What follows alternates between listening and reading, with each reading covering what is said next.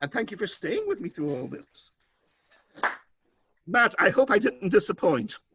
Oh, not at all. Not at all, Martin. That was very, very, very, very enlightening. And I really, really appreciated the long wave of history that you took and the fact that you began with the issue of identity of legitimate leaders, people who, like you brought up, JFK, Washington, others who really don't want to lead, but they see something within themselves that compels them, versus this other category of personality type that has shaped policy in a completely opposing direction as the base for how you constructed your beautiful imagery. And it brought to mind the great poet Robbie Burns, the Scottish Republican poet, who said, I forgot he was a Republican, and I should have known, of course. He said something that always stuck to my heart, that the greatest gift the Lord had given us is to help us see ourselves as others see us. And that's certainly something which people like John F. Kennedy, or you read the writings of Ben Franklin or Washington, they're always judging their own actions based on how the future and how the past will judge them. And you don't get that at all when you're reading somebody like a Bertrand Russell or others of a different personality type. They're not looking at that. They're not taking themselves from that standpoint. So I really do appreciate that. And I would like to say to everybody, I'm sure that there's questions, thoughts that people will have for Martin. You could put your name, as I requested, in the chats for in the queue, and I'll call upon you in order. Okay, and, so I press chat, is that right? Pardon me? Okay, I press chat. Yes. Yeah, so and I'll just call on individuals. Yes. Nick, I think, is the first. Let me just verify this. Doug just made a point, extremely entertaining and informative, and ties things we already know, exceptional. William will have some things to say that he wants to contribute about the assassinations of Alexander II and III, and I'll call upon you in a second, yes, William. But first, I've seen some of your work already, William, and I think hugely highly of it. So I am looking forward to this. Yes, William, I'm going to call you right after I call upon Nick to pose his question. Then William, you could speak, and then John will have some comments. Okay. All right, Nick, go for it. Hey, Marty, thanks for your lecture today. I really enjoyed that. That was brilliant. I wanted to ask, do you have any more knowledge on what Bismarck was trying to do with the 1888 conference, the Scramble for Africa? That I haven't looked to in a systematic way recently yet. I have to go back to work I did on that when I was an undergraduate at Oxford 50 years ago. But basically, you raise what you raise here is the issue of Bismarck from 1870 to 1890. Bismarck had actually gone on campaign with his king, and he'd seen the devastation that modern wars caused in both 1866 and 1870. And he'd also seen how the 1870 war led to the Communards of 1871 in Paris, a popular rising which was appalling and on a scale even the French Revolution had never seen. And Bismarck is a very complex man. Again, the complexity behind the surface mask. He's a very sensitive man, which he was ashamed of and hid very well and overcompensated for. But what you then see is for the rest of his life, Bismarck is fighting against forces he himself has created. He's fighting against we see the same thing in Israel when Ben Gurion is an isolated figure for the last decade of his life, because he has unleashed irrational and expansive and quite simply mad, ridiculous forces that he never dreamed existed when he created the state of Israel. And he's in both cases, this fits very well into the insight Matt has just given us, of individuals. De Gaulle, of course, is a supreme example of this, who look beyond their own time, who see further and deeper and wiser. We see this with Washington as well, and very much with Lincoln, of course. We see it also with Bismarck. Bismarck wanted to maintain the Dreikaiserbund, the League of the Three Kaisers. And above all else, for 30 years, the key to his success was alliance with Russia. But the assassination of Alexander II ends this, because Alexander III while he loves his father, also has a very complex relationship with him, and has already, on principle, rejected most of his father's policies, both domestic and in foreign affairs. Alexander III wants an alliance with France. Now, there's a perspective on the assassination of Alexander II that has never been looked at. It's too terrible to look at. And that is the role the French played. We find, I've just written in my recent article, which you may already be familiar with, how the British protected the Prince of Assassins, both literally and metaphorically, Pyotr Kropotkin, all those decades. But he was also protected by France. He is in jail in France for 2 or 3 years, and shortly before or after the assassination of the great Tsar, he is freed by the French and allowed to go to Britain. And the conditions, insofar as I've been able to ascertain, of his incarceration in France are much more lenient. They are luxurious compared with what he had to endure in Russia in the 1870s. The French at the time know Alexander II is the friend of Bismarck and their enemy. But they're looking ahead. They want to turn Russia into a tool against Germany. And eventually they succeed. There is outstanding histories recently done. I even forget, to my embarrassment at my age, the last name. I can look it up for you easily. But there was a history of the origins of World War I done by a great Australian scholar, Douglas ... I mean, one can look it up easily. I can either dash over and get the reference for you during our session, or by email, or perhaps someone else can look it up. But what he brings out is something that British historians and French in all their obsessive studies apparently never did. The fact that then President Poincaré of France is visiting St. Petersburg during and after the assassination of Franz Ferdinand. And he has personal conversations with the Russian general staff. He appears to be talking to the Russians behind the back of the Tsar himself, and certainly behind the back of the government of France, which is socialist-led and wants peace in Paris. Again, this should sound familiar for our neocons and our own deep state and the attempt to destabilize and undermine President Trump or force him into wars he doesn't want to fight. There are similar intrigues going on, not so much in Germany, because the Kaiser Wilhelm II is a fool. And we see this because he fires Bismarck in 1890, when Bismarck is capable of going on for many years. And more fundamentally, he abandons the Dreikaiserpund policy, which has already been undermined since Alexander III has been in power. Alexander III does great work for Russia. He destroys the terrorists who murdered his father. He keeps up the very wise industrialization policies. Even when he moves to repression, there are reasons why he is doing this, because he has seen how the liberal democratic forces led to the murder of his father, and what he knows what else they are capable of. So Alexander III has been demonized deeply unfairly, I maintain, in the eyes of the West. But Alexander III had always been in favor of alliance with France rather than Germany. Again, you can argue a case for this in terms of the expansionist forces towards the East that didn't start with Hitler, that are already very clear in German policymakers before 1914, but they could have been restrained, they could have been held back. But I got another point now, and again, another cultural metaphor. Are you familiar with either the movies or the novel The Godfather? Yeah. In The Godfather, the James Caan character, the oldest son, the heir apparent, loves his father and is loyal to him. But he makes the mistake of differing from his father in policy in front of the other major mafia family leaders of New York. He says he would be ready to follow the policy of expansion into the drug business, where his father has opposed it. He therefore unwittingly motivates the assassination attempt on his own father. He doesn't want to do so, and he reacts reactionarily against it afterwards. This is the mistake Alexander III made from 1870 onwards.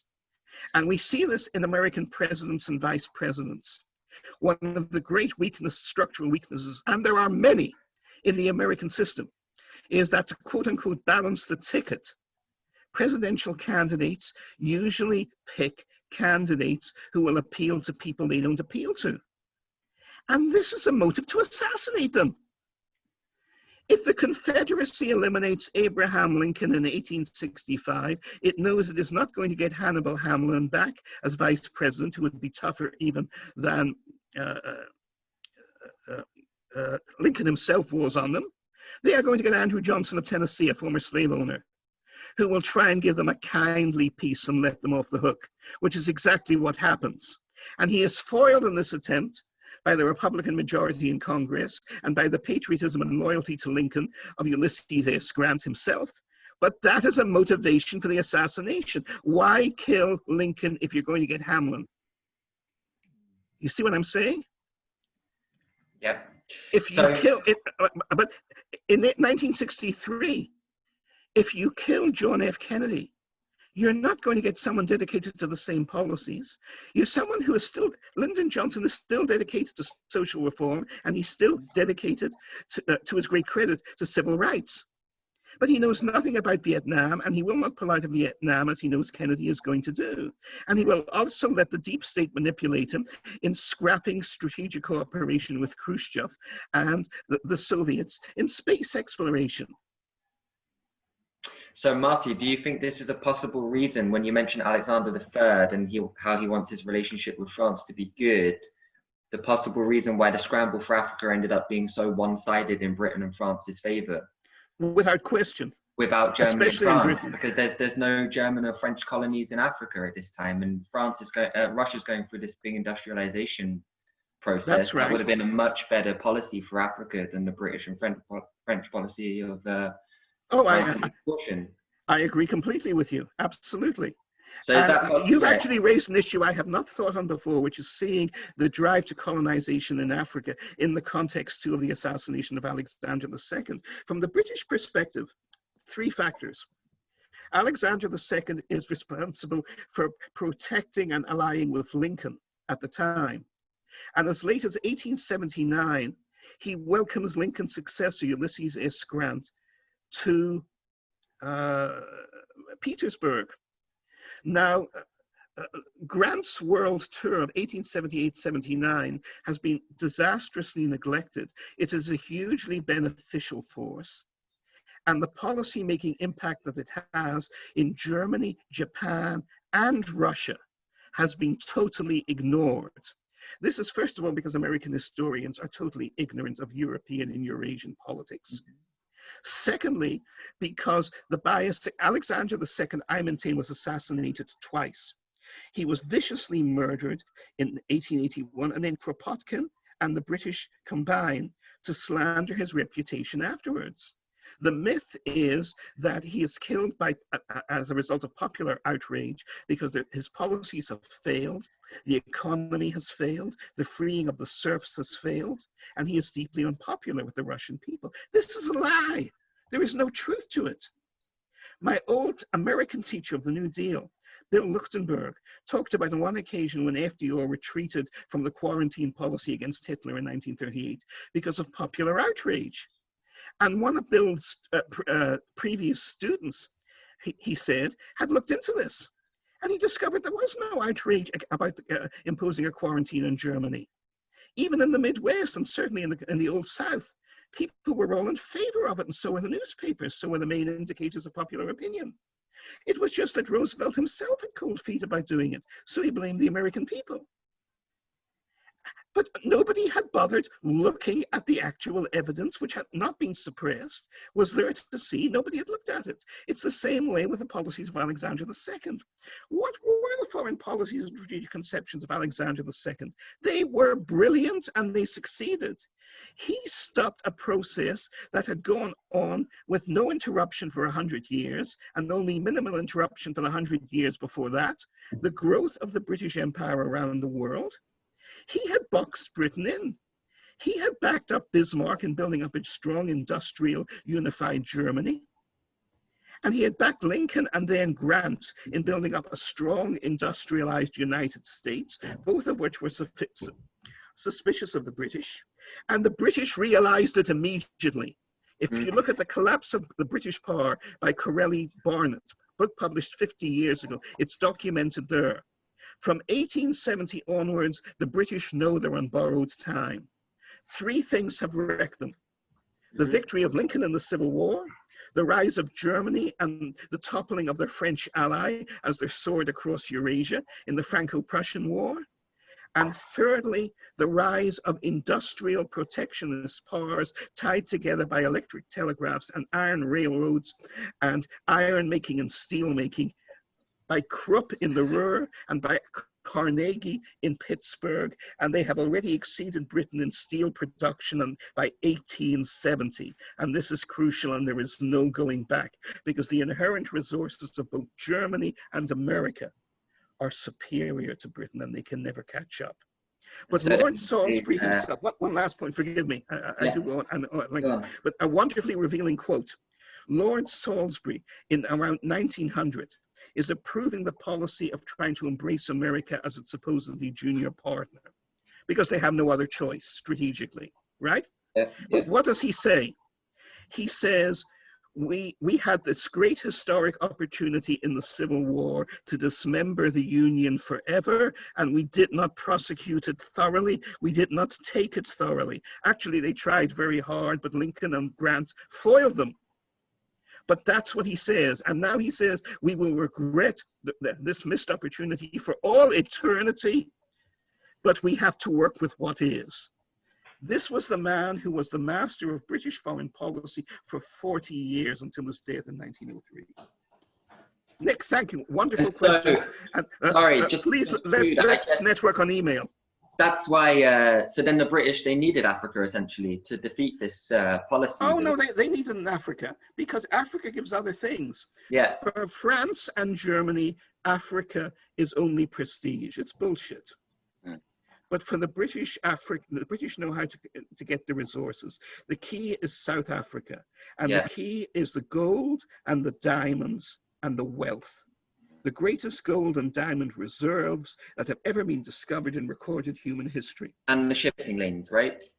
Yes, but even the shipping lanes they have the Suez Canal. Secondary. They don't even need it for that. Okay. What is central for them isn't even Simon's Town, it's the gold and the diamonds, which is why they fight the Boer War. And of course, Cecil Rhodes is such a megalomaniac that there are serious concerns in policymakers in London that he may take over Britain, that he may take over the British Empire. Because he's the Lord, as Prime Minister of Cape Colony, he is in fact waging a war of conquest from Cape Town to Cairo. And they succeed in doing it. They knock out a major Islamist power, the Mahdi, in Sudan. This is Winston Churchill's great adventure, the last major cavalry charge of the British Empire. Actually, it wasn't. They had lots of other ones on a smaller scale afterwards.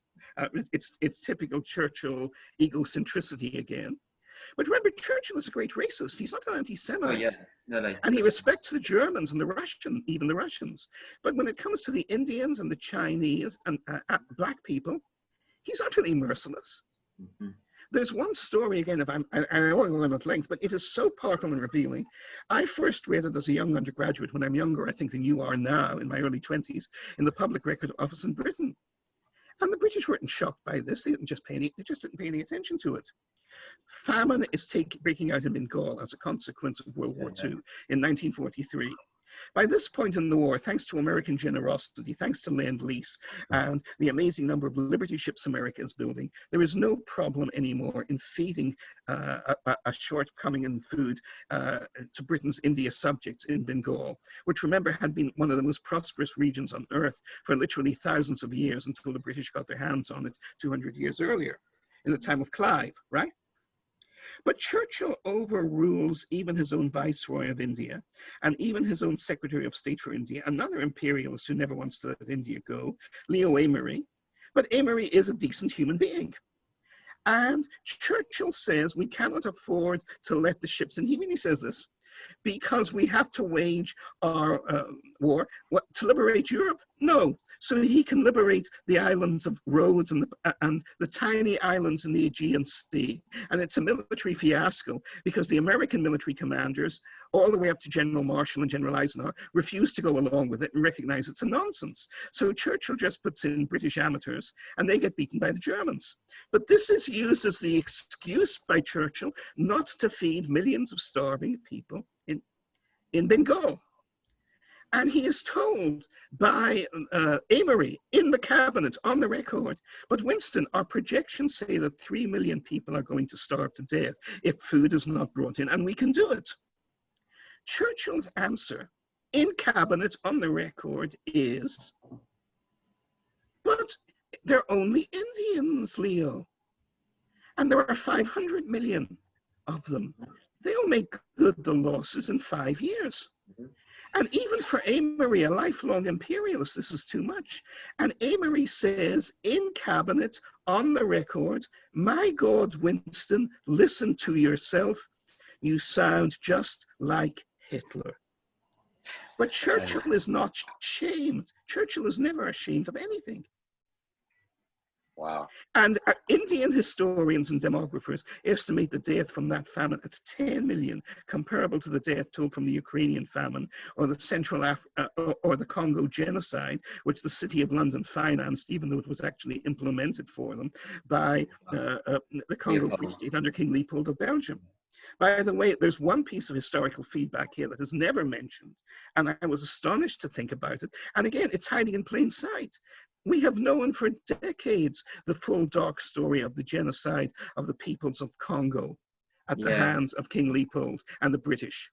But in 1914, the British go to war against Germany, their historical ally, and 1 in 3 British males between the age of 18 and 45 is either dead by 1918 or has suffered such crippling injuries that he will die 20 to 40 years before his time in the next 20 years in the interwar period, mainly because of gas injuries from mustard gas. And they do. But what did they die for? They died for protecting a country that had carried out a genocide bigger than the Holocaust. And this is never, ever addressed. Germany is demonized. And in World War I, the British create all these stories, none of which are true, about German atrocities. And when real atrocities are carried out in World War II, most people in America don't believe them because they remember how they were lied to a generation before by the British in World War I. So again, lessons from earlier NATO's abusing their power in the most shameful and horrific of ways. Same like they're doing now with China, right? Exactly, exactly. And of course, what makes our wonderful Secretary of State so effective is that he believes his own nonsense. Now, this is a man who is proud of saying he came first in his class at West Point. Jim, you should come in here and explain to everyone else how you explained it to me, because you made perfect sense on this. I don't think I'm sorry, go ahead. You said it to me, the qualities that you need to be first of your class in West Point, remember? No, I don't. Sucking up and knocking down, bullying the people below you, and shamelessly, sucking up to and your memory is better than mine. Above you, or it may just be delusional, which my family usually reassure me that it is. But you've got the family of your own. You know that side of life. The competence of the West Point educated generals during the U.S. Civil War was rather lackluster. Exactly. Russian General John Basil Turchin, he has a Russian name, of course, Ivan Vasilievich Turchinenyov. He had nothing but contempt for these West Point so-called educated so-called generals. Please send me a reference on that, Joe, and I'd be grateful to have it from you. That is just fascinating. Of course, today's Russian military analysts and leaders recognize the idiocy of most Americans too. Interestingly, they despise Patton, but they do respect Eisenhower and Bradley, because however shaky their military records were, they recognized them as having to fight major serious wars on a full scale and not just win the headlines. Mm-hmm. On that note, William, I know, has been waiting to offer a contribution, a thought. Please. William, go for it. Yes, thank you very much. I'm not a professor of history, I'm an MD, but I'm a kind of an amateur historian, and I invited my friend Natasha Romanov to join today. That's why things got messed up in the beginning, and I was on the phone. I couldn't stop. It was like kind of a late thing, but Natasha is here somewhere. I saw her, and she'll say something too, possibly. But at any rate, really interesting. I've listened to a lot of history on Russia. When I took this course at the University of Florida, I just audited it after I retired, Russian history 1700 to 1914. And when we went over Alexander the Great, I made some points about how many illnesses he had when he died, and how many lies there were in the British history, in the history book that I was reading, about how much alcohol he drank. I mean, it was enough, more than enough to kill a horse. So I know it was exaggerated. But to move on, Alexander II had 8 assassination attempts. When I was taking this course, I watched a series called History of the Romanovs, Babbage Design. It's on YouTube. There's 8 episodes. They're 55 minutes each. They're really interesting. And they talked about the assassination of Alexander II. There were 8 attempts. Yes, 8. exactly. He had a girlfriend that he went to France with for something, and there were 3 times, or 2 times there, I think, where he was attempted to be assassinated with a pistol, and when they were walking through this garden, and somebody knocked the guy's pistol every time. And then there was another time, the 3rd time, I think, there was an attempt in Russia when he was on one of his walks, and he had to run zigzag like he was a halfback in football, and dodge everything. But the 8th time was when they finally succeeded, and that was a double tap type thing. And they had shooters first. They had this woman who had this handkerchief, and she gave this signal from across the way, across the canal, and they saw it, and then they started shooting. That was the fatal one. Yes, that was Sofia Perovskaya. Yeah, a woman of great importance, because we can link her directly, personally, intimately, to Prince Peter Kropotkin. Oh, okay. So at any rate, that failed. The carriage was bulletproof. The horses were injured. There were some guards that were killed, but they got these guys who were shooting.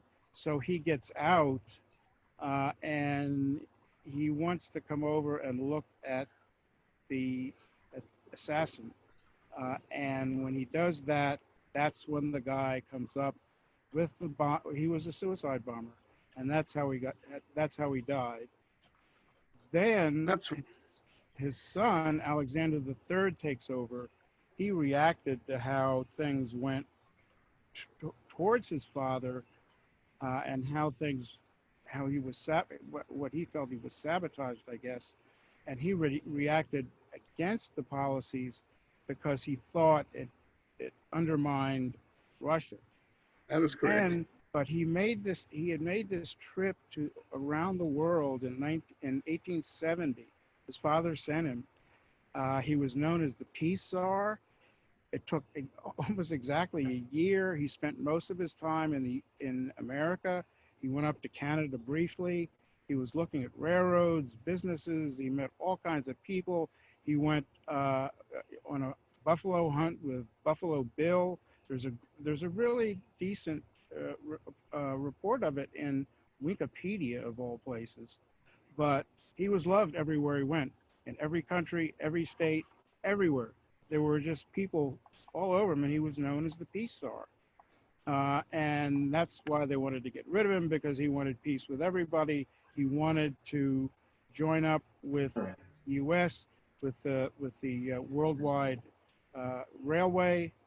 It covers all the continents. This is which, Alexander II or the third, or both of them? This is the third. Okay, they both fine. did. I mean, really started. Yes, exactly, with Nicholas, exactly. because he was an Yes. engineer and he built the first, rail link.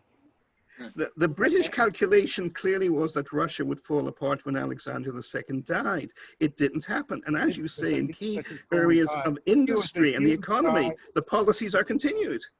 He's this big guy. He's built like Dick Butkus or Chuck Bednarik, like yes, a exactly. linebacker. He weighed 240 pounds. And then he's doing these things, trying to hook up with the U.S. and the Worldwide Railway. And when he died, it was 1894. He suddenly started feeling bad. He and his wife were supposed to go to Denmark to visit her family, and this was in the summer. And he started feeling bad, and over the next 2 to 3 months, he died. Now, in the class, the professor said he died of nephritis, and because he was drinking, which he didn't do. He didn't drink. And I said, well, wait a minute. Drinking doesn't cause nephritis. So I said, I'll look it up and figure it out. And I did. And when I came back and finally figured it out, it said to the class, he was assassinated with arsenic. And I have this article, which I guess you've seen, that's on the Yes, video. absolutely. Yeah, Bill, what I'll do later this week is post it on the Canadian Patriot, as well as give people the link to I think it's on the Saker, you originally published it, and I'll send that out as well later on in the week. It complements very, very much what Martin has been going through as well in his recent writings. They wanted to get rid of him because he wanted to be friends of the United States and build this worldwide railway, and the British and the French would have been lost if he had. With the Germans too, yeah? With the Berlin to Baghdad railway too. And that was in the First World War. That's one of the reasons why Britain started it. But I mentioned also these 2 books by Jerry Doherty and James McGregor. McGregor's an MD like I am. He's retired. But these 2 books, the first one is Hidden History. It gives the whole history of the Cecil Rhodes deep state and this and what a fraud Churchill was, but it's just great. And then the sequel is Prolonging the Agony, and that's this attack on Turkey, which they sent in guys who were not great generals. There was no possible way they could assault the land and climb up this precipice and invade Turkey. I mean, it was just ridiculous. Plus, the problem with disease and people dying of that, no food. I mean, these 2 books are really great, but you really learn about the Cecil Rhodes deep state, which is now on its last legs. If I can add a couple of points, both of which in full agreement. William or Bill, what do you prefer to go by? Bill. And yeah, obviously first name terms here too, Bill. Thank you. Most of what you said would have been anathema to me for most of my life. I'm a late learner. But 2 striking things come out just even from your immediate focused comments. First, I was at Oxford as an undergraduate from 1969 to 72 for my first degree. I overlapped there with there were always Rhodes scholars coming through, of course. One who I knew at the time was Charles Krauthammer. He was very different at the time. Exactly. Send me your email address. I think Matt has already received this from me. I did an article on him after he died. It was not, the Romans say about the dead, nothing but good, right? Here I had nothing but bad to say about him, you understand. But the man I originally knew all those years ago, when I was an undergraduate, was entirely different from the man we all recognize. He was kind, he was modest, he was soft-spoken, he was nice. Who is this you're talking about now? Krauthammer. Oh, okay. In U.S. terms, he was a JFK /LBJ Democrat, strongly supportive of human rights, which in theory, I think, though not in practice, he remained afterwards.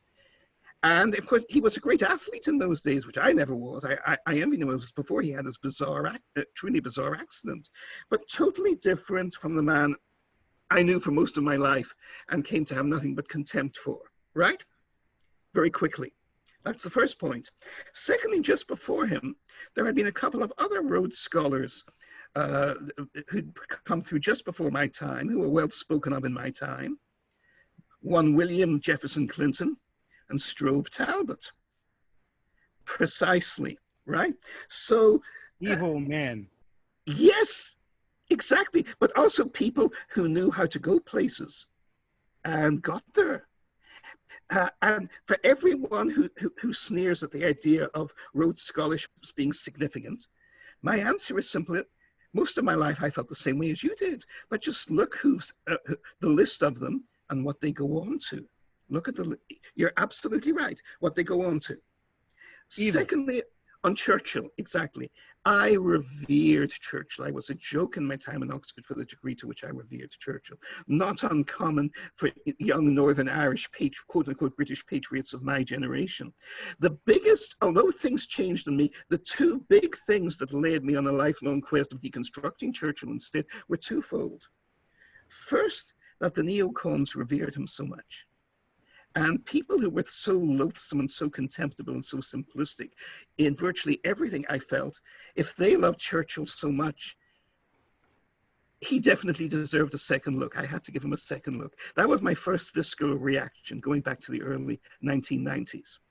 Secondly, I've been to Turkey often in my life. It's a wonderful place to visit, especially Istanbul. But it was only in 1990 that I finally carved out for myself the time and the leisure to go down to Gallipoli and see it in person, right? And of course, it's fascinating because it's a pivot of world history through history. You're literally in walking distance of the site of Troy. And I was very fortunate, one of my early visits to the archaeological excavations, to be taken round it in person by the head of the Harvard. However terrible they may be in foreign policy and economics, Harvard produces great archaeologists still.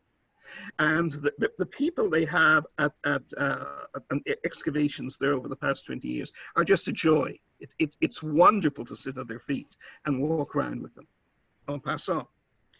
But all my life, since I was a precocious 12-year-old and read Churchill's The World Crisis for the first time, Churchill has great literary powers.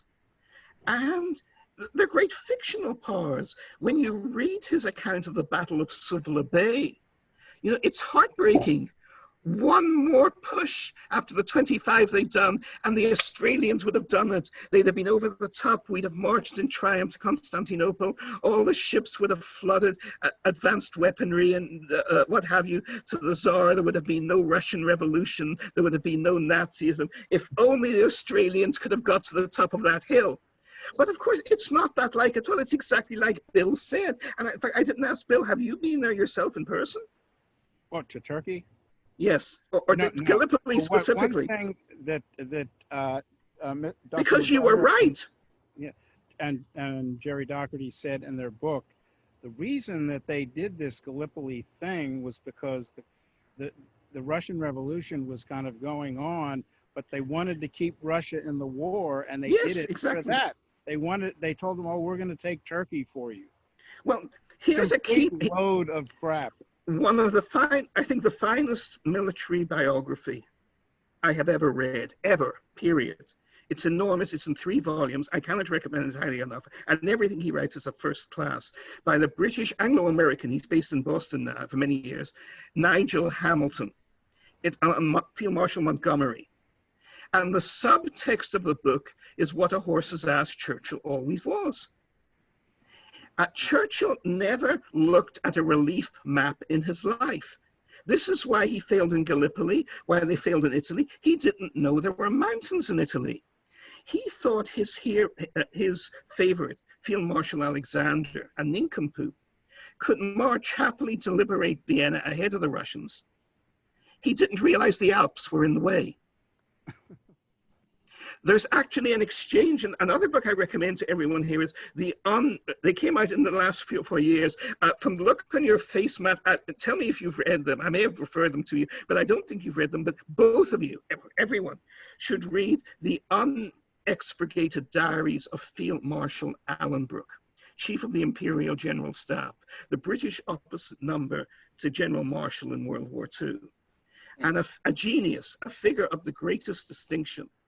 The great cross on Alan Brooke's life was restraining Churchill through the war.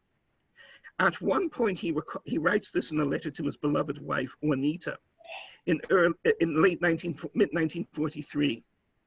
My darling, my joy, I miss you more than the heart can say it. It's a great love affair. He was happily married twice. His first wife died tragically in a road crash when he was driving. He was heartbroken by it in the 1920s. 2 children by the first wife, 2 more by the second wife. So, like me, he has unexpectedly, through the circumstances of life, a young family in middle age, right?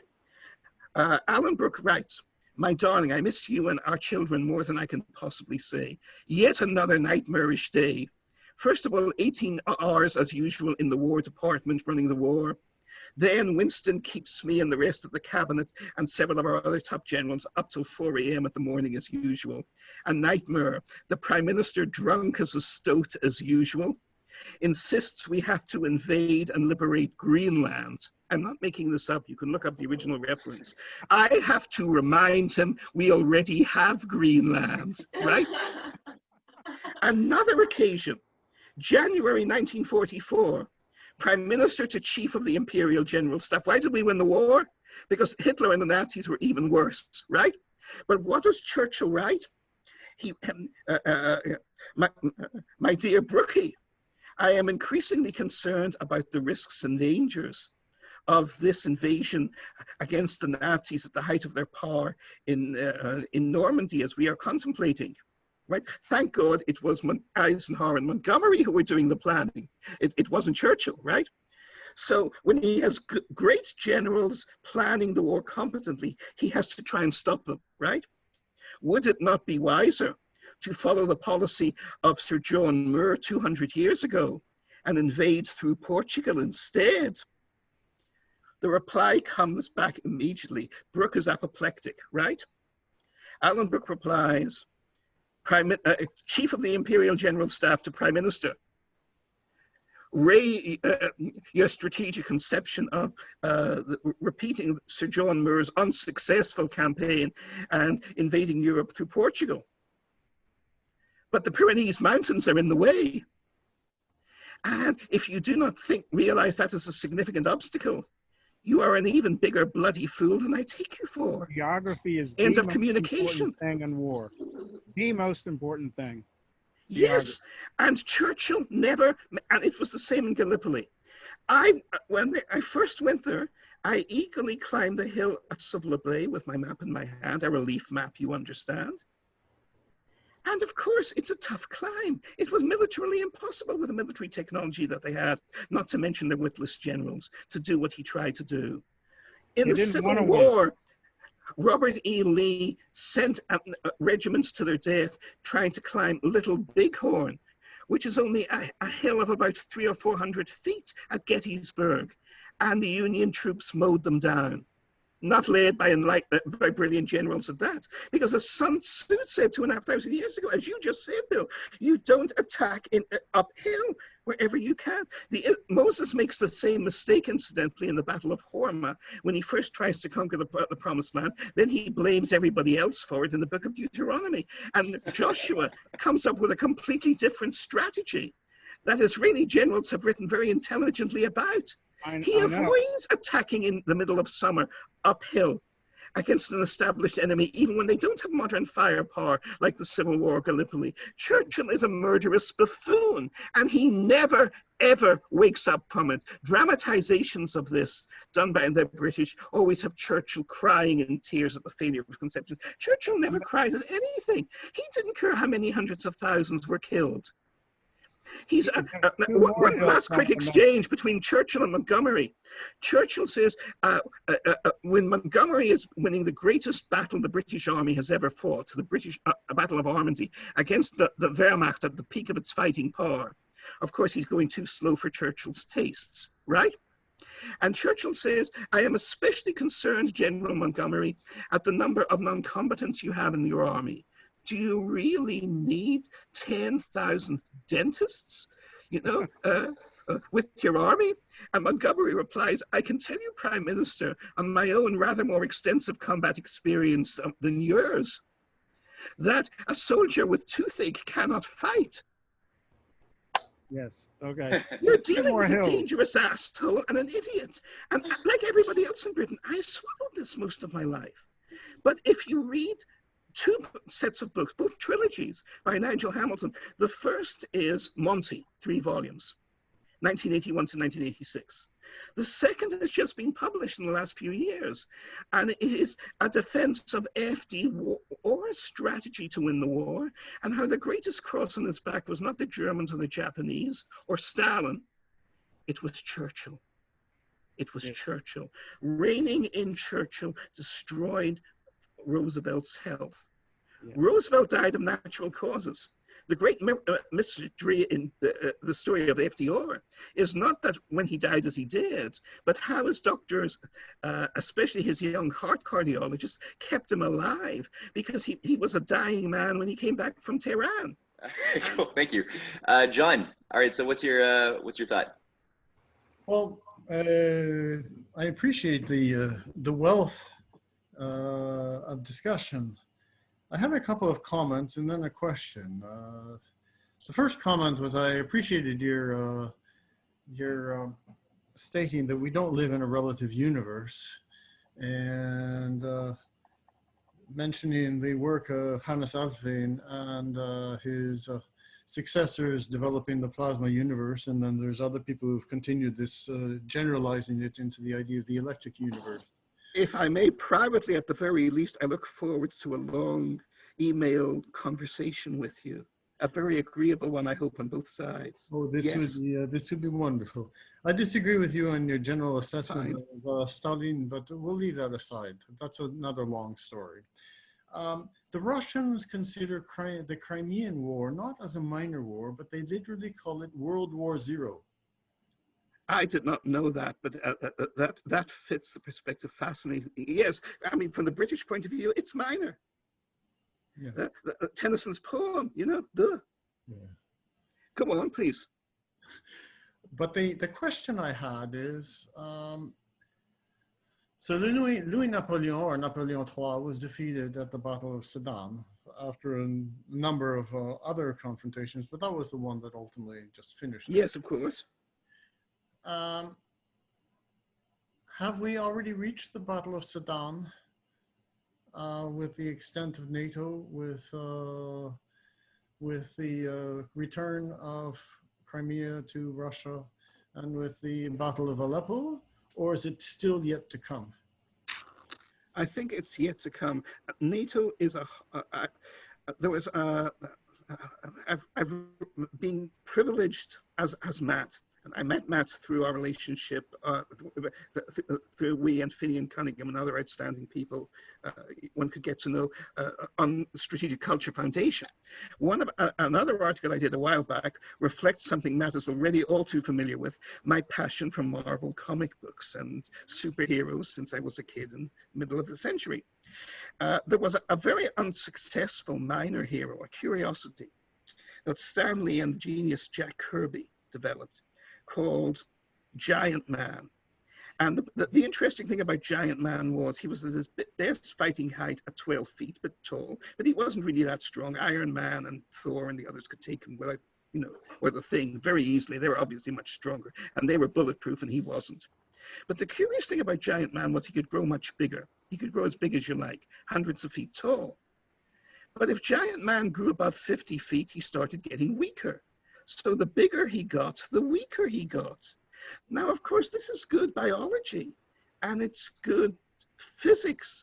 It explains why gravity, as another old friend of mine, has posited online from books for many years, must have been operating differently in the age of the dinosaurs, because we have the remains of animals that used to be land animals that were as big as whales are today, 100, 200 feet big, monsters. But such things are impossible in our modern world. We could not have Jurassic Park in our modern world. We actually know we have the descendants of dinosaurs, and thanks to molecular biology, we know who they are.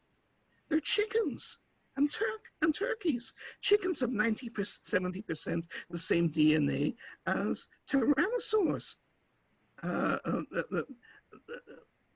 Turkeys are descended from other smaller creatures. But our gravity. But they obviously evolved and changed their descendants or their surviving DNA in other animals.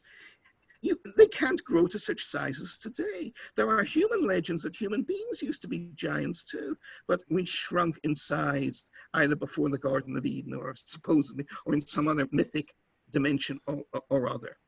So environment, this comic superhero is both a metaphor for the environment we live in. You could not have creatures that enormous. You might have 7 or 8 or 9 foot creatures. You could have theoretically Bigfoot living today if it was 9 or 12 feet tall. That's feasible in terms of what we know. Elephants exist. Animals to the side of elephants exist. There used to be mammoths. Mammoths used to be much larger than they are now. But when we go back to history and to what we have here in NATO and to the metaphor of this comic book character, the bigger NATO gets, the weaker it gets. Now, the best book to introduce this subject from, again, is another classic that I recommend to audiences repeatedly. It was published in 1970 by Margaret Thatcher's favorite historian, Corelli Barnett, who wrote the finest operational history of the Royal Navy in World War II as well. But this particular book is called The Collapse of British Power. And it discusses the issue of why, while Britain was the largest empire the world had ever seen and grew even bigger between 1918 to 1940, why did they fail to operationalize that power? And why were they so weak relative to Germany, the Soviet Union, certainly the United States, and even Japan in terms of being an effective presence in World War II? Because the British Empire was so weak and they produced huge forces. But in military terms, the Americans and the Russians have to do all the fighting for them, basically. Eventually, Montgomery gets it together for them on a small scale in the Middle East and on a larger scale in Western Europe. But even then, the British and Commonwealth armies have to be allied with the French and the Polish and most of all, the big American army in Western Europe to be effective. There's nothing that compares to Operation Bagration. Exactly, exactly. Why? They have one outstanding general, Montgomery, a really good combat general. Bradley isn't bad when he works in teamwork with Montgomery. And even though Patton is very weak as a battle general, he's a very good pursuit general once you've opened things up, right? So why are the British so weak and ineffectual? Partly because they've lost so many dead in World War I. Partly because, unlike the other countries, they don't do conscription. So it's a volunteer army in World War I. So they don't just lose the same scale of casualties as the Germans and the Americans and the French and the Russians. They actually use the more dynamic people in their society. That's a huge factor, which the British are very conscious of, but nobody outside Britain is aware of. I was once asked by, I'm sorry, I'm digressing again, but I hope it's basically germane to the central point. I cooperated with Seymour Hersh on our investigations into the manipulation and crushing of the Pentagon, of their better generals and their better military advice when we went into Iraq in 2003. And as a result, Sy perfectly generously allowed me access to his New Yorker expense account. So we dined together in expensive restaurants I couldn't justify on UPI expense accounts at that time, right? And we usually did, Sy Hersh is Jewish, but a great big hulky guy who's never had to worry about muggers all his life, right? And very street smart. And on one occasion, over a very good sherry, after a leisurely lunch, he says to me, Martin, why are you not a neoconservative? Which to an Irishman, of course, are fighting words. And I said, I've opposed this insane and wicked war as long as you have, Si. And as publicly, I'm not as famous and eminent as you and never will be. But you know this, we're friends. How can you say such a thing? And he's good-natured, he's amused. He says, I didn't mean it as a slur on your integrity. Quite the opposite. He said, but you and I are both Jewish backgrounds. You're of a younger generation than me. And you come from Ireland. And I know you were a conservative and supported Thatcher. And he said, why is it that someone of your background and your age did not become a neoconservative like so many American Jewish conservative intellectuals did? What was the difference? And before I have a chance to answer that question, he answers it for me. He points his finger at my chest. You know, I'm a small guy, and he's even then great big, very impressive man. And he says, it was Ireland, wasn't it? Because he knew I'd marched for civil rights in Northern Ireland idealistically as a teenager and a kid. And he'd known that as a young reporter starting out in my career there, I'd seen how it all went off the rails. I'd seen how the IRA escalated terrorism. I'd seen the murder gangs on the other side with the Protestants. And I'd seen what the British did when they were free to cut loose and they didn't have civil rights and political restraints looking over their shoulders, forcing them to be good guys. They weren't good guys in Northern Ireland. And I had to see it to believe it because I'd been raised on the Churchill myth. So when I came to America, as a young guy, I already knew, and certainly by the time I was in middle age, which I already was before the time of the Second Iraq War, I knew that people can go into wars claiming the most wonderful motives, or for civil rights or democracy. We're back to how the second NATO is prefigured by the first NATO again, right? And it took me most of my life, you know, I'd woken up to this, to what the second NATO was capable of by 2003, which wise it fills me with dread to see what they've done in Eastern Europe and what they want to do in East Asia now. But back on your question, no, we have not been to Sudan yet. Sudan for us would be World War III. They will not wake up until there is military defeat. I thought there might have been a move towards Sudan when the Saudis get beaten with our military technology by the Houthis last year. But only the Russians paid attention to that. Maybe the Saudis did. They still have intelligent people, I think, in their leadership. But nobody in London has woken up to this. Britain today goes both ways. In terms of the City of London and strategic political power, everything they did and were capable of doing that Matt has done such pioneering and fearless work in uncovering is still true. But among their young military intellectuals, I've seen Corelli Barnett writes about the collapse of British power in his masterpiece book, right? The collapse of British power between 1918 and 1940. And he locates it not just in the losses of World War I, but in the British education system, in the way they thought, how once they became the hyperpower, they became arrogant and delusional and set in their ways, right? That's already in his great book that was published 50 years ago. But in England today, there hasn't just been a collapse of British power. There's been a collapse of British intellect and will. There's what's the word? Their opposite number to Strategic Culture Foundation is a blog called War on the Rocks. They revere the neocons. They're all little neocon poodles. Woof, woof. I want to be a big, brave neocon calling for wars against everybody too. They can't even come up with their own independent strategic conception. I'm sure the City of London and the big money people do. And you even see an awareness of this in the novels of Frederick Forsyth, especially in his novel on Africa, The Dogs of War, where he has a conception of the City of London basically toppling governments whenever they feel like doing it across Africa. Of course, the French have been doing that on an even bigger scale than the Brits. Before this whole scandal broke, through Irish friends, not through Brit friends, but through Irish friends, I was at a dinner in the National Press Club at the beginning of this year, and our guest was a very eminent Organization of African Unity, or what do they call it now? AU, the African Union, right? African Union senior official, and a very eminent lady, brilliant. And she basically came from the British side rather than the French side of Africa. And the way we talk about the Brits, she was talking about the French. She looked upon Britain and America as the potential saviors of Africa because the French and the Germans were extracting still today, under neo-colonialist conditions, so much wealth out of Africa. Now, of course, they're all doing it. That's the real sad truth of the matter, right? We know that. They're all doing it. But it's a mistake to just say America is uniquely evil, because we have the Brits still pushing on, encouraging our own darkest side and our own darkest influences.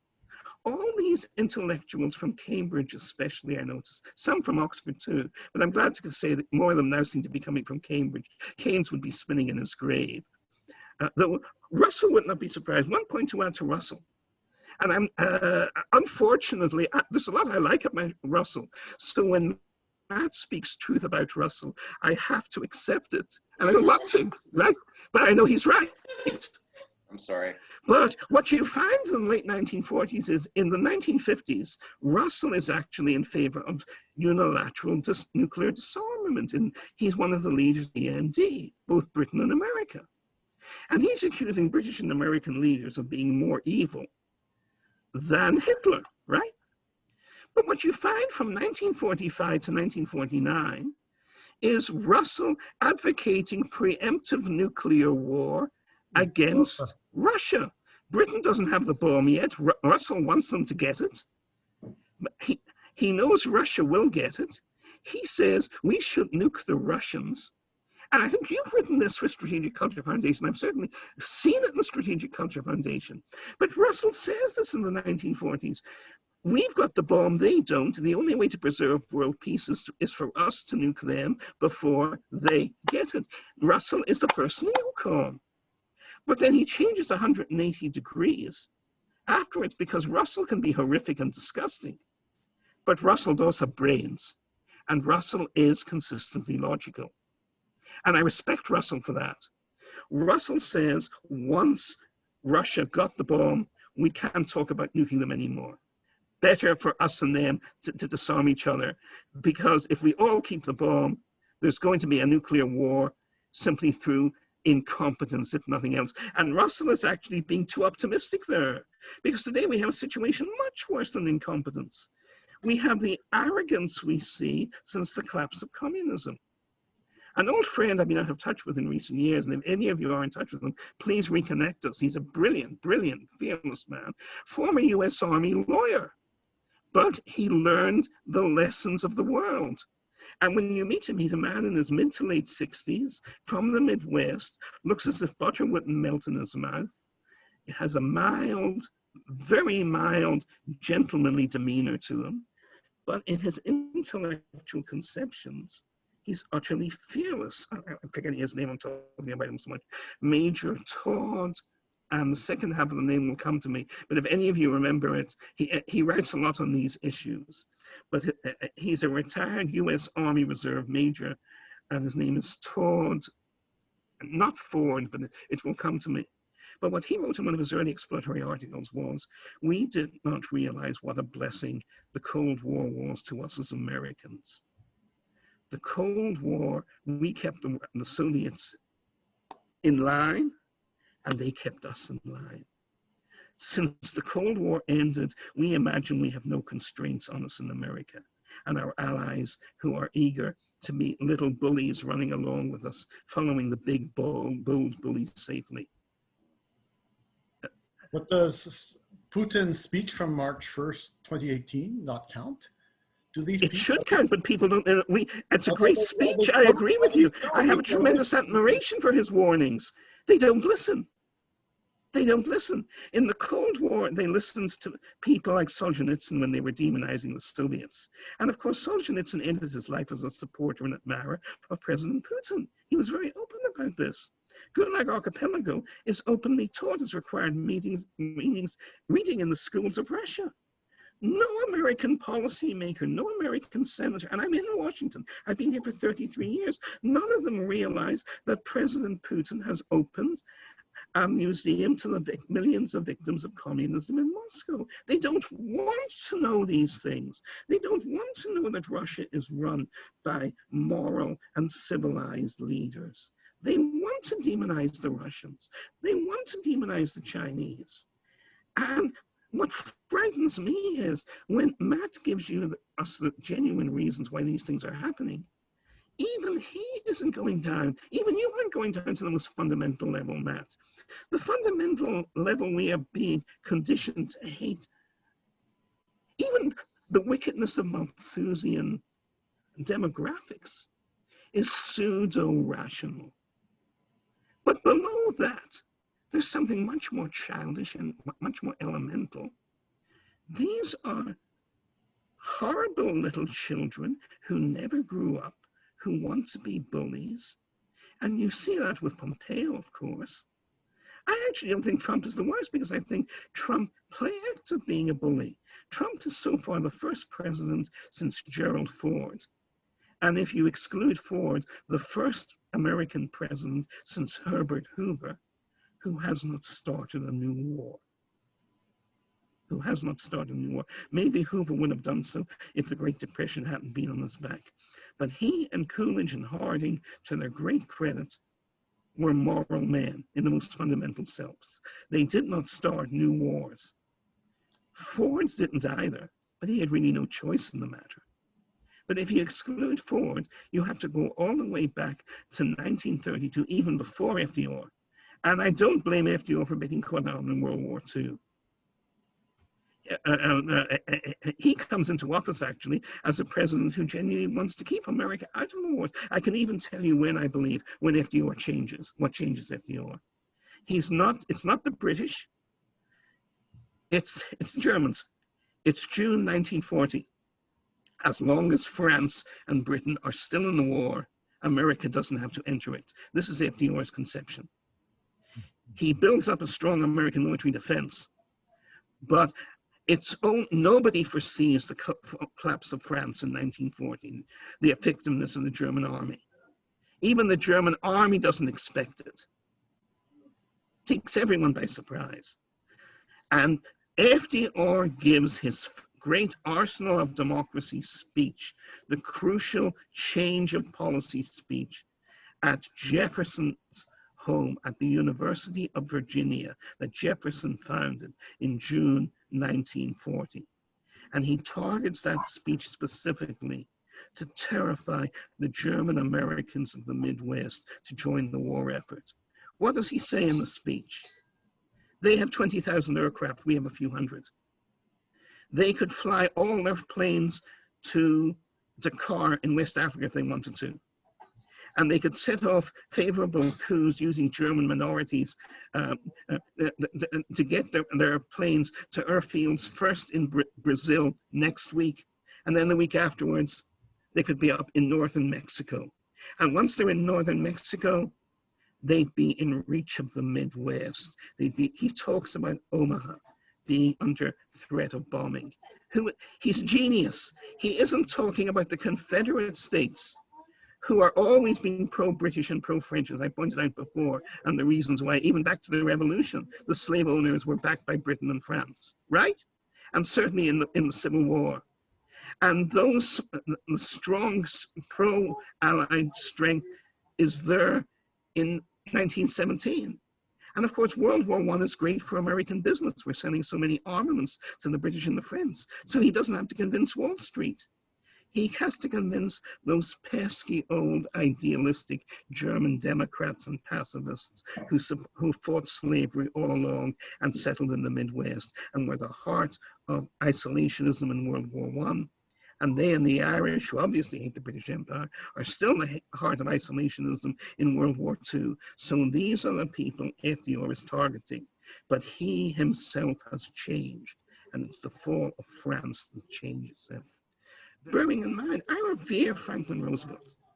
His record, I don't regard as unblemished, as you especially know, Matt, from the most recent stuff I've sent you on, how he let that Nazi bastard run the Smithsonian for so many years and suppress America. That was FDR too. But FDR was, in general, a wonderful man, and he was a much more wonderful man than Churchill. And FDR was assassinated, I believe, not physically, he wasn't murdered, but his reputation was assassinated by Winston Churchill in his war memoirs and the British version of the war afterward. And Nigel Hamilton has done more to correct that record than anyone else has, I think, in his record of the Churchill-Roosevelt relationship. And another very good book is actually written by a British imperialist who I'm on very friendly terms with, the historian Andrew Morton. Now, Andrew very much follows the Macaulay Whig triumphalite version where Anglo-American freedom is always the best and always wins. And I think that's a very childish view of history. It's also, of course, the Victor Davis Hanson view of history. We're always good, we're always virtuous. And we always not only win, but we win by being Boy Scouts. I mean, this is childish. It's the opposite of the truth. It's childish, it's ridiculous. But there are moments when it was right. In 1970, the Soviets did a major series, which is available on YouTube with subtitles, about the history of the Second World War, starting with Opération Bagrateur, then all the way to the Battle of Berlin. And I believe at the beginning of the third episode, if not, perhaps it's the second episode, I can give the details later. It's the meeting in Tehran between Churchill, Stalin, and Roosevelt. And so that's when the Second Front, the Normandy invasion, is discussed. And Churchill is very much opposed to this. Yes, exactly right. And so there's this exchange where Churchill says, there will be many casualties. And Stalin replies, in war, there are casualties. And this is exactly what you're discussing about the Boy Scout vision of war. We're not exactly. Which is why Russians, leaders and generals have been much more reluctant to go to war than American politicians, and why the real hawks in America, I mean, I have dear friends, and I won't embarrass them by naming them, because while I revere them so much in so many areas, I know they get this wrong from my own experience and observation. They think the biggest warmongers in America are generals, and they aren't. And even then, Air Force generals tend to be somewhat more hawkish than Army generals. But Army generals and Air Force generals alike are figures of restraint. And General Dunford, who was a Marine, was a great figure of restraint on Trump and his people. It's the neocons, it's the politicians and the political ideologues who tell them what to think, who usually dodged service and have never been in combat themselves. And look, I do not have a military background. I would make a terrible soldier. But I covered a large number, not a large number, but I covered a dozen relatively small wars, and they weren't even big ones, as a journalist over the past half century. And I grew up in another one. I was a civilian eyewitness to what was happening in Northern Ireland, and then I became a professional reporter in my native Northern Ireland. So I've seen a lot of what they call low intensity conflicts, LICs, right? And incidentally, in the journalism business, we have a very simple way of differentiating a serious war, as we call it, from a light war, right? And what is it? Have you ever been under heavy artillery fire, including mortar fire? Now, stretching it a great deal, I just about passed that test, but not really. Anybody who's been under mortar fire in Iraq passes that test. But that's, even in journalism, the test we say. Now, none of the, I used to outrage, I can send you my profile. It was not a tribute to Charlie Crowther. Anybody who wants it, I'll send it to you if you give me send me your email through Matt. I'd be very happy to, and I think Matt may have a copy of it. I may have sent him a while back, but I can resend it easily. And I was not an admirer of this man. Krauthammer had the perfect excuse because he was a quadriplegic. So he'd become a quadriplegic in the most bizarre of accidents. He dived into a swimming pool with almost no water in it, and it made him a quadriplegic for life. But he, therefore, he had never worn the uniform of his country, or of Israel, which he supported so strongly, or any other country. And none of these neocons have. During World War II, none of the original neocons fought in the war uniform either. They were all Trotskyists at the time. In America, and they were all American intellectuals, but none of them even wore uniform in non-combatant capacities. You find the people who oppose, and there's a group in America, which many of you may already be familiar with, they're admirable. Several of them already write on a regular basis for Strategic Culture Foundation. And they're in a group called VIPS, V-I-P-S, Veteran Intelligence Professionals for Sanity, they call themselves. And they include many veterans of the US Armed Forces, you know, former, no generals, I think, but there are people up to colonel level in the US Army among them. There are senior people who retired from the National Security Agency among them, from the Central Intelligence Agency, some of whom I've met personally. Jim, I think you're in the group. You certainly know the individuals personally that I'm referring to. Admirable people.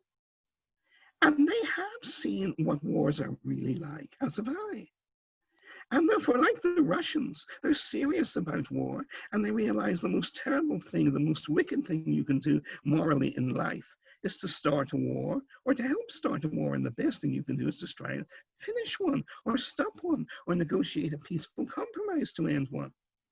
Now, none of these neocons or neoliberals writing in the American or British media are like this. They're all people who I thought had become obsolete in World War I. They're people who Wilfred Owen, the great World War I poet, who fought in the war and who was killed in the war, he hated these people. And he writes poems of hatred about them. And yet here they are, 100 years on, we have them again, urging us on into insane conflicts, when the weaponry is much worse, where we have nuclear technology and chemical weapons and biological weapons that they didn't have in World War I. We've learned nothing, or rather, we learned it, and then we forgot it. And we have these horrible little children coming up.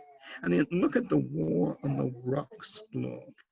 War on the Rocks. I know some of the individuals involved. They're contemptible. They're all professors now. They all have degrees from Cambridge, and a few of them, I'm afraid, from any of Oxford. People come out from everywhere. There's even a few Irish among them. They should know better.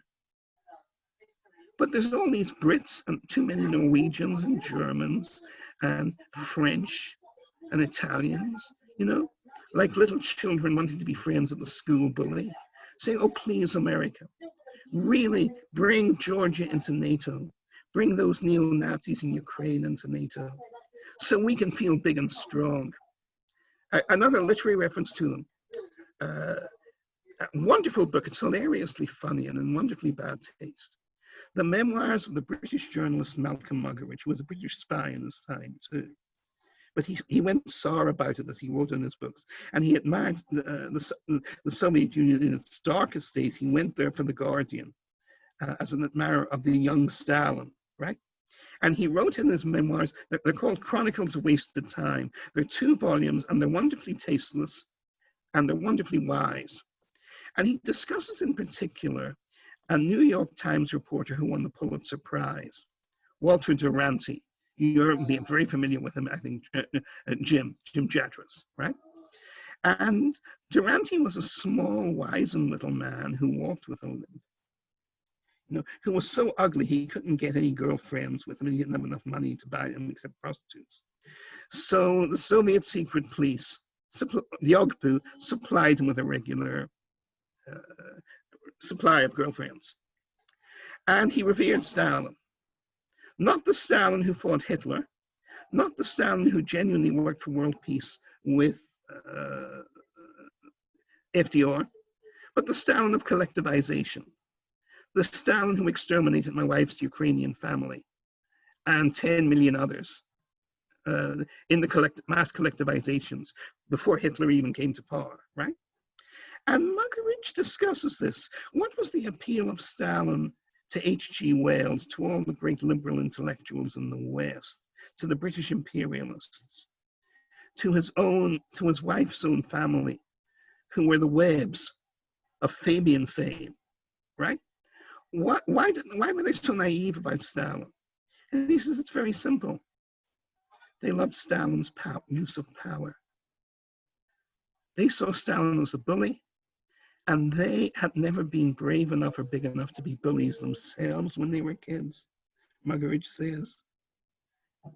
And of course, he hates these people himself because they were all much more eminent than him in his time too. But he says that was the appeal of both Hitler and Stalin to all the people in the West who loved them so much. And of course, I love the comic novels of Evil and War. And War hated, was British, and liked the Empire, loved the Empire. But he hated, most of all, like Orwell, he just liked the easygoing British life, free life of his time. And like Orwell, he saw that communism and Nazism were both wicked and repulsive and absurd. Evil and War does what I have tried to do with the neocons in America. The one thing I know they hate, the one thing they will never forgive. He laughs at them. He isn't afraid of them. He doesn't take any of their absurd pretensions seriously. And in Scoop, you have the fascists and the communists both trying to take over this obscure, harmless little African nation. And at one point, the communists think they've taken over. And their leader, who is actually called Mr. Benito, of course, Mussolini started out as a socialist, right? Though Churchill loved him because he thought he would protect Italy from the communists. Churchill loved the fascists until Hitler came along, because Hitler was too much of a threat for Britain. But Churchill had nothing against fascists, right? But anyway, there's a scene in Scoop where another British fellow is translating to the reporter, who's telling millions of people in Britain what's happening, but he doesn't have a clue what's going on. So he needs a translator to translate the speech. The communists have just taken over, and he's just abolished the 7-day week in favor of the 10-day week, and he's just abolished Sunday. And this is not popular with the simple people of Ishmailia, right? They like their day of rest, they like their day off. And the communists have just abolished it. And William Booth's tactful friend says, he has just abolished Sunday. I do not think he has chosen the timing very well.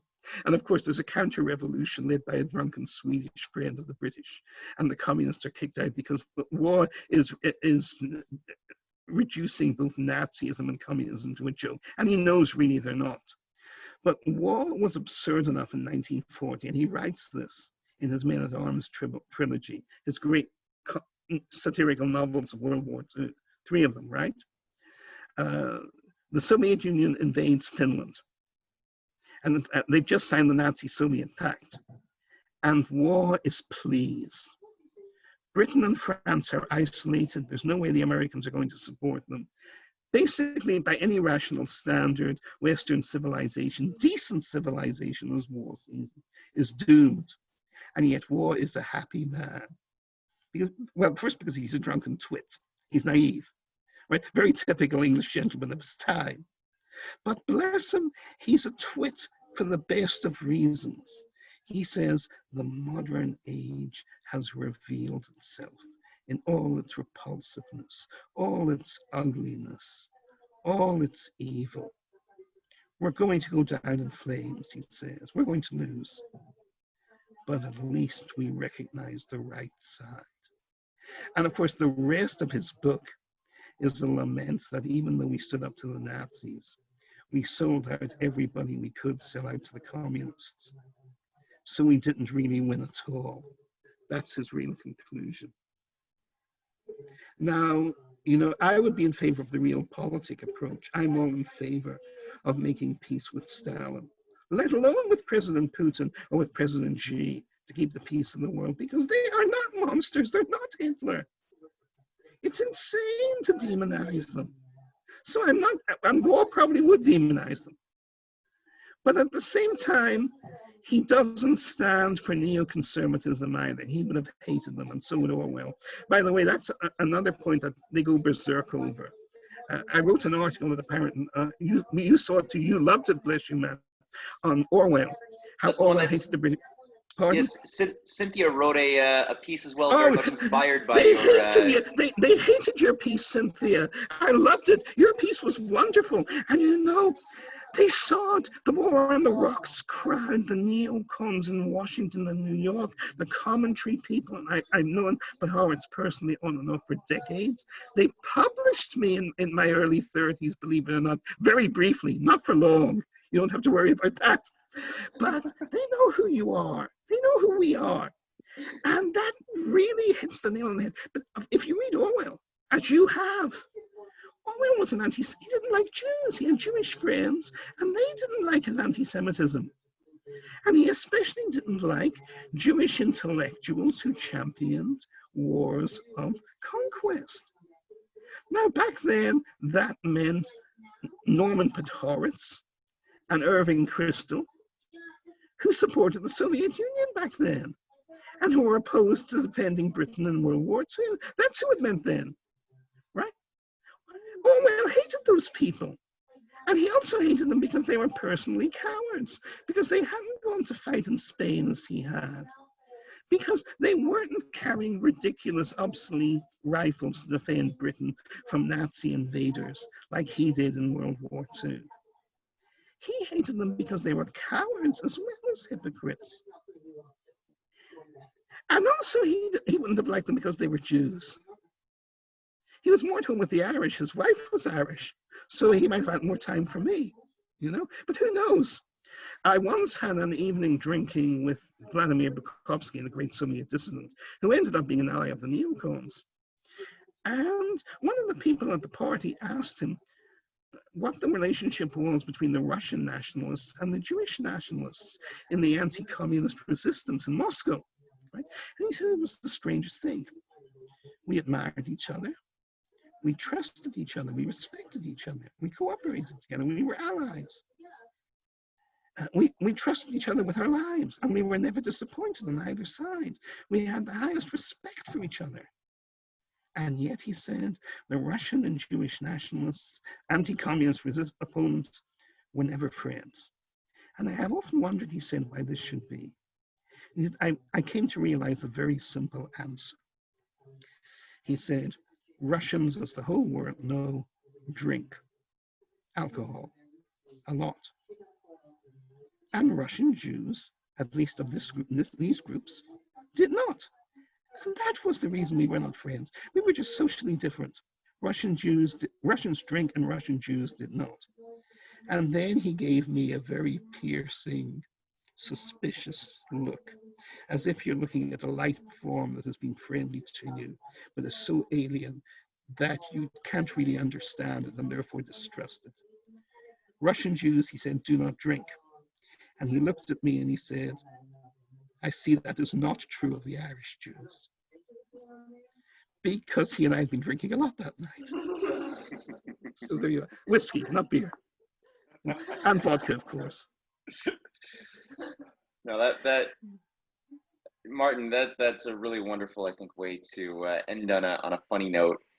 And yes, I realized as I was saying it, it was the right time to close, and I couldn't come up with a better story than that. Though I have many that I will inflict on you on future occasions. Oh, and we're getting messages rolling in from everybody who, some of them had to drop off a little bit earlier for other things, but they all were very appreciative for your wonderful presentation. And I think we feel kind of like we got 2 presentations or even more out of this. And certainly there's so many more discoveries to be made that you've stimulated our minds to pursue, especially with the reading material. You and your wonderful wife, you are both the guiding geniuses of this group. Long may it flourish and continue. Oh, shucks. Well, I hope that, that this... You see, you're a Kennedy kind of guy. You really don't want the power of the fame, man. But you'll have to get it anyway someday, I'm sure. You're going to force it on us, eh? Hell yes. Well, I do hope that this is the first of many future presentations that you bestow upon us. Your wisdom was wonderfully appreciated, and I think... Please don't call it that, because that's the term neocon 19-year-olds always use when they're looking at everybody's worthless ass. Yes, in Washington. But let's just... you have wonderful people here. It's a privilege to be part of it. Thank you. Wunderbar. Thanks. All right. Till next time. And by the way, just so people know, next week we have Nancy Spanis Yes, I former look forward to that very much. Yeah, of I VIR, mean, very will be much. bestowing us upon us. Apart from anything else, I have been warned against Nancy by so many people who I loathe. Oh, that's a good sign. Who I hate. So who can have better, you know, recommendations than that? Like Franklin Roosevelt said, I ask you to judge me by the enemies that I have made, right? Oh, and FDR, bless him, passed. Look, my wife, who, like me, has had a long ideological road in life and would still call herself in her own way a conservative, and that's very much with us, and as Jim knows very well. But Debbie says, how can I hate FDR, Franklin Roosevelt? He saved my family from starving. Simple. There. You know, working class Russian Ukrainian ethnics in New Jersey, heavy industrial workers, all the way through to the unionization, the mass unionizations of 1937. And my late father-in-law, bless him, was a product and a beneficiary of that. Mm-hmm. Mm-hmm. Yeah, absolutely. Well, till next week then. I hope to see everyone again. Very much so. Matt, thank you so much. It was a joy and Thank a privilege. You, Martin. Thank you. Thank you.